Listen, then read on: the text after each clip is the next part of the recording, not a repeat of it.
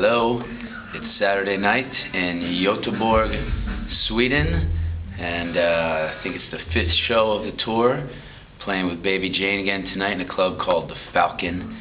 Had a great show in Stockholm last night. It's about 5 hours northwest of where we are now. We're kind of in the southern portion of Sweden, and this is where we actually came to Gothenburg, Sweden first when we got here. I had a day off. Oslo, Stockholm, now back down to Gothenburg. Long drive today that Robert and I split. While the other guys slept, Jay on the back seat, Dell on the floor in the back of the bus. Stockholm last night was pretty interesting. Really cool club. Harry B. James. Glam rock is huge in Sweden, and as the promoter told me, what's interesting is in the States, the glam comeback, bands like Poison, LA Guns, Pretty Boy Floyd, etc., Warrant, whoever else. It's a lot of people from the 80s, reliving that, but in Sweden it's actually, the youth now has attached themselves to the glam movement and dresses the part. So last night there was lots of, it looked like you were at the Rainbow circa 1986, it's actually pretty funny.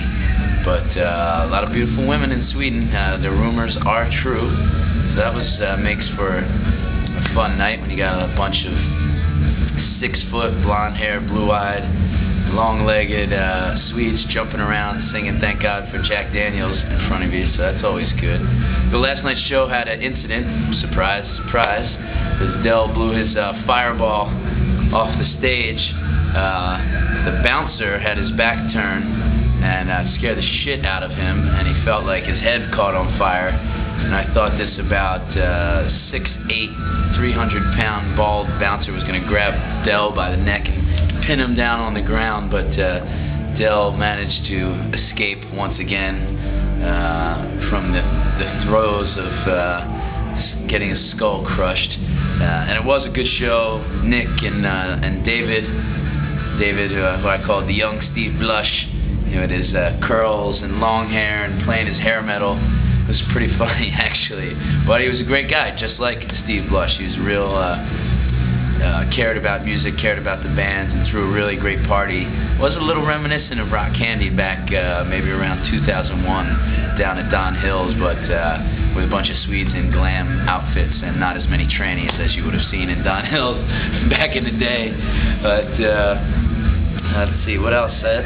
We did have a good after party, hung out at this club that was supposedly the hottest rock club in town, and Ryan Roxy, the guitar player for Alice Cooper, was DJing. That was kind of cool, and met a bunch of people. Everybody in Sweden is really cool, and they seem to really take to the sex slaves. We moved a lot of CDs, a lot of t-shirts last night, a lot of autographs. That's, always humbling and exciting, when people respond to your music. That's kind of the reason we're here. So that's about it. We'll see what happens in Gothenburg tonight. We have a day off tomorrow, so I'll finally get some sleep. I think I got about 2 hours last night, maybe 4 the night before. It's just Swedes want to take you out for a beer after the show, and you really just can't say no. So they've already said tonight, after the show we get piss on, we get the beer. We get on some beer. Hey, if you're buying, I'm drinking. So it looks like we're in for another night at a club called Sticky Fingers, so we shall see. So I may be a little bleary-eyed when I report again tomorrow. So until then, Eric 13, signing off from Sweden.